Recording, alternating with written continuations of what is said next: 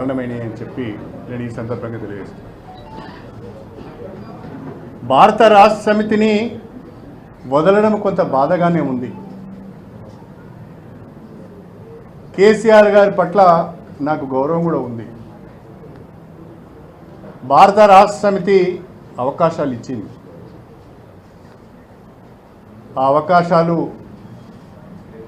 నాకు తెలిసిన కాడికి నేను సద్వినియోగం చేసుకున్నాను తప్ప దుర్వినియోగం చేసుకోలేదు. ప్రత్యేకంగా కేసీఆర్ గారి పైన నేను ఏ రకమైన విమర్శలు చేయదలుచుకోలేదు. కాకపోతే చాలామంది పార్టీలు మారుతున్నారు. అనేక వాళ్ళు చెప్పే కారణాలు, నేను చెప్పే కారణాలు కొందరికి నచ్చవచ్చు, నచ్చకపోవచ్చు. చాలామంది పార్టీలు మారుతున్నారు. పార్టీలు మారిన ఎవరిపైన కూడా పార్టీ అంత తీవ్ర స్థాయిలో స్పందించలేదు. కానీ నా విషయంలో మాత్రము చాలా తీవ్ర స్థాయిలో పార్టీ స్పందిస్తున్నది. జిల్లా నాయకత్వం స్పందిస్తున్నది. విపరీతమైన ధోరణితో మాట్లాడుతున్నారు.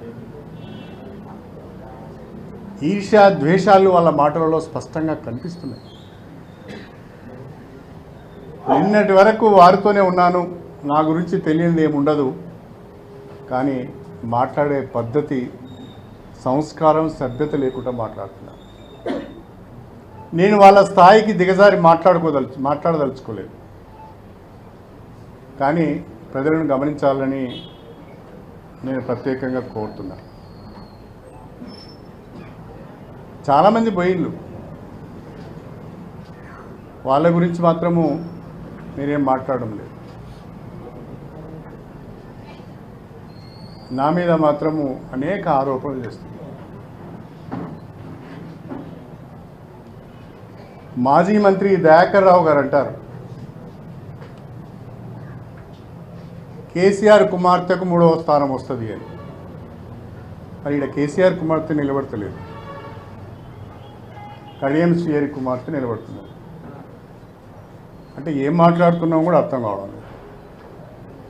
ఎక్కడ మాట్లాడుతున్నాం, ఏ స్టేజ్ మీద మాట్లాడుతున్నాం కూడా అర్థం కావడం లేదు.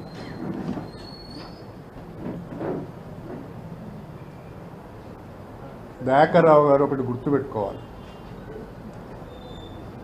మీరు మాట్లాడిన భాష నేను మాట్లాడను, కానీ 100 కోట్ల రూపాయలు ఖర్చు పెట్టి పాలకుర్తి నియోజకవర్గంలో పనులు చేస్తే నీ మనుమరాలి వయస్సున్న అమ్మాయి చేతిలో చావు దెబ్బతిన్నావు. సిగ్గు అనిపిస్తలేదా? ఈ అహంకారం మాటలు, ఈ బల్పు మాటలే కదా ఇంత దూరం తీసుకొచ్చినాయి. ఇంకా తగ్గించుకోకపోతే ఎట్లా? తగ్గించుకోవాలి. ఎందుకు నేను ఓడిపోయినానని సమీక్ష చేసుకోవాలి. వాళ్ళకి ఇంకో కోపం కూడా ఉంది నా మీద. నీ మేమందరం ఓడిపోయిన వాడు ఒక్కడు గెలిచిండు అనేది కూడా ఉంది. వాడు కూడా ఓడిపోతే బాగుండు అని ఉన్నది. ఇక పల్లా రాజేశ్వరరెడ్డి నిప్పు దొక్కిన కోతి కంటే అధ్వానంగా ఎగురుతాడు. ఎందుకో నాకు అర్థం కాలేదు. భాష అయితే దారుణంగా ఉన్నది. నేను అవినీతికి పాల్పడ్డానని, నేను దోపిడీ చేశానని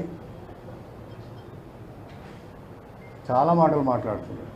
ఇలా కేసీఆర్ గారు భారత రాష్ట్ర సమితి ఈ స్థితికి రావటానికి, ఈ దుస్థితికి రావటానికి కారణం పల్లా రాజేశ్వరరెడ్డి లాంటి చీడ పురుగులు చేరి